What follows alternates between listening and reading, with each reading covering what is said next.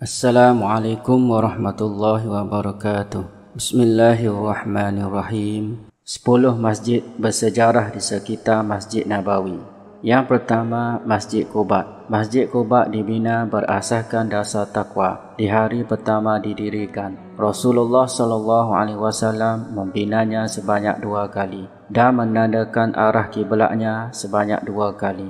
Firman Allah Subhanahu wa taala di dalam surah At-Taubah ayat 108 iaitu yang bermaksud sesungguhnya masjid yang didirikan atas dasar takwa sejak hari pertama adalah lebih patut kamu solat di dalamnya. Di dalam masjid itu ada orang-orang yang ingin membersihkan diri dan sesungguhnya Allah menyukai orang-orang yang bersih. Masjid Quba ini terletak di perkampungan Quba lebih kurang 3 km ke selatan dari bandar Madinah. Nama Quba diambil bersempena dengan nama telaga yang terdapat di tempat tersebut. Masjid ini berkeluasan 5,034 meter persegi berbentuk 4 segi. Masjid Nabawi dan Masjid Quba kedua-duanya dibina di atas dasar takwa dan kedua-duanya juga dibina sendiri oleh Rasulullah SAW. Sembahyang di Masjid Quba menyamai pahala mengerjakan umrah sebagaimana hadis Rasulullah SAW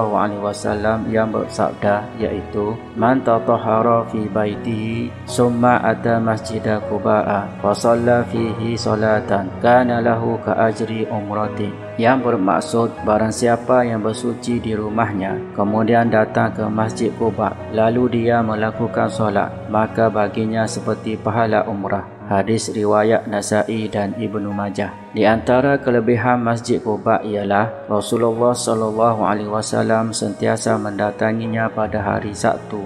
Sama ada Nabi pergi dengan menunggang binatang tunggangannya atau berjalan kaki. Dari Ibnu Umar radhiyallahu anhu bahawa ia sering mengunjungi Masjid Quba setiap hari Sabtu dan ia berkata, aku melihat Rasulullah SAW selalu mendatangi Masjid Quba setiap hari Sabtu. Hadis riwayat Bukhari dan Muslim.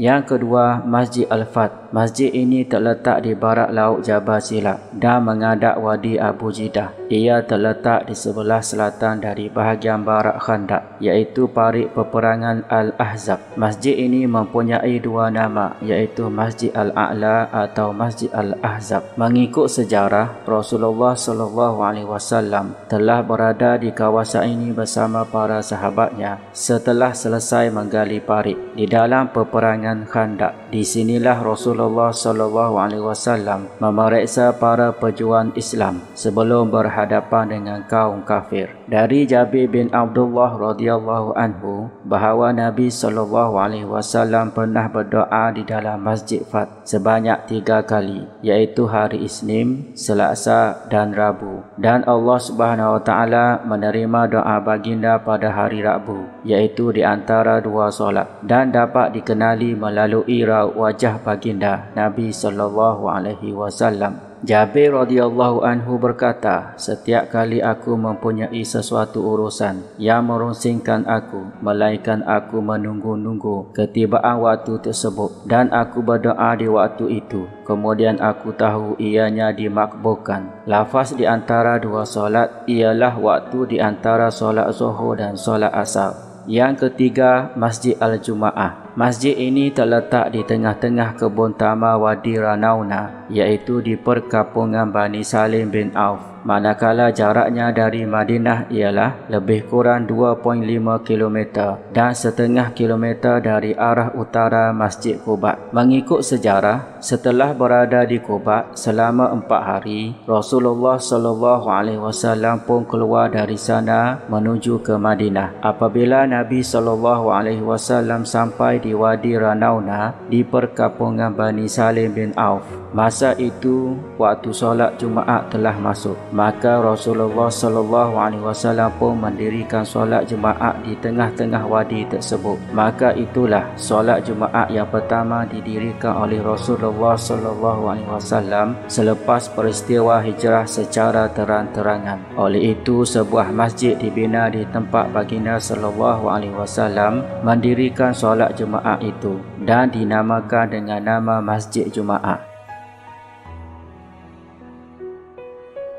Yang keempat, Masjid Al-Qiblatain. Masjid ini dibina di perkampungan Bani Salamah di bahagian barat daya Madinah, dan masjid ini dikelilingi oleh kebun dan wadi Al-Aqiq. Ketika Rasulullah SAW sampai ke Madinah pada peristiwa hijrah, Allah Subhanahu Wa Taala memerintahkan Nabi SAW solat menghadap ke arah Baitul Muqaddis, yang mana pada masa tersebut kebanyakan penduduk Madinah adalah kaum Yahudi. Disebabkan itu, orang Yahudi memperli Nabi SAW dengan kata-kata mereka, Muhammad menentang agama kita tetapi bersolat dengan berarahkan kiblat kita. Disebabkan itu juga Nabi SAW sentiasa berdoa agar Allah Subhanahu Wa Taala membenarkan solat menghadap Baitullah di Mekah sebagai kiblat. Setelah berlalu selama 17 bulan, Nabi SAW mendapat perintah dari Allah Subhanahu Wa Taala agar bersolat dengan berkiblatkan ke Baitullah di Mekah. Yang kelima, Masjid Al-Musalla atau Masjid Al-Ghamamah. Masjid ini dikenali juga dengan Masjid Al-Ghamamah. Ia terletak di sebelah timur Madinah, iaitu berhadapan dengan Suq Tamar, iaitu Pasar Tamar. Ia diberi nama dengan nama Musalla yang bermaksud tempat solat, kerana Nabi SAW menjadikan kawasan masjid ini sebagai tempat khas dalam mengerjakan solat hari raya dan solat istisqa, iaitu solat minta hujan. Yang keenam, Masjid As-Sajarah atau Masjid Miqat Zulhulaifah. Nama masjid ini diambil dari sejenis pokok yang berada di kawasan Zulhulaifah, yang mana Nabi SAW singgah di situ di dalam perjalanan menunaikan haji dan umrah. Masjid ini dibina di tempat asal pokok tersebut. Pada masa sekarang, masjid ini dikenali dengan Masjid Miqat Zulhulaifah atau Masjid Bil Ali, iaitu tempat niat haji atau umrah bagi penduduk Madinah atau mereka yang datang dari arah Madinah. Abu Hurairah radhiyallahu anhu meriwayatkan bahawa Rasulullah SAW mengajarkan solat berhampiran dengan tiang di tengah-tengah masjid ini. Yang ketujuh, Masjid As-Sajadah atau Masjid Abu Zar. Masjid ini dikenali juga dengan nama Masjid Abu Zar. Kedudukannya di belakang Masjid Nabi SAW menuju ke Bukit Uhud. Abdurrahman bin Auf meriwayatkan bahawa suatu hari Nabi SAW masuk ke dalam kebun dan mengerjakan solat. Dalam solat itu, Nabi SAW sujud terlalu lama. Oleh itu, beliau merasakan Allah Subhanahu Wa Taala telah mengambil nyawa Nabi SAW.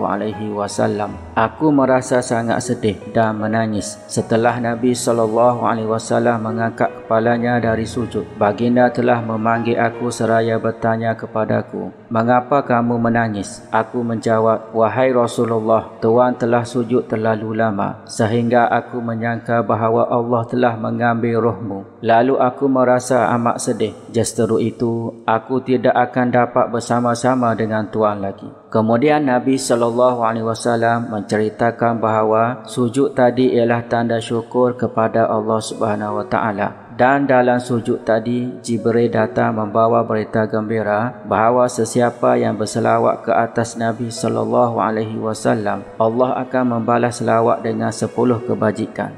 Yang ke-8, Masjid Al-Ijabah. Asal masjid ini dengan nama Masjid Bani Muawiyah Al-Ausi kerana mereka yang mula-mula membinanya. Dinamakan dengan Al-Ijabah ialah kerana Nabi SAW berdoa dengan 3 permintaan. Hanya 2 doa Nabi SAW yang Allah Subhanahu Wa Taala memakbulkannya, iaitu Allah Subhanahu Wa Taala menerima permohonan agar umat Nabi SAW tidak dibinasakan keseluruhan oleh kemarau, dan Allah Subhanahu Wa Taala menerima permohonan Nabi SAW agar umatnya tidak dibinasakan oleh banjir sebagaimana umat Nabi Nuh alaihissalam. Dan yang ketiganya tidak diterima oleh Allah Subhanahu Wa Taala, iaitu permohonan agar umatku tidak bermusuh-musuhan sesama sendiri. Yang kesembilan, Masjid Al-Mustarah. Masjid ini terletak di Jalan Sayyid Syuhada menuju ke medan perang Uhud. Tapak masjid ini adalah tempat di mana Rasulullah SAW berehat ketika dalam perjalanan ke medan Uhud. Dan Nabi SAW mendirikan solat asar, maghrib dan isyak serta menjadikan tempat tidur Nabi SAW. Yang ke-10,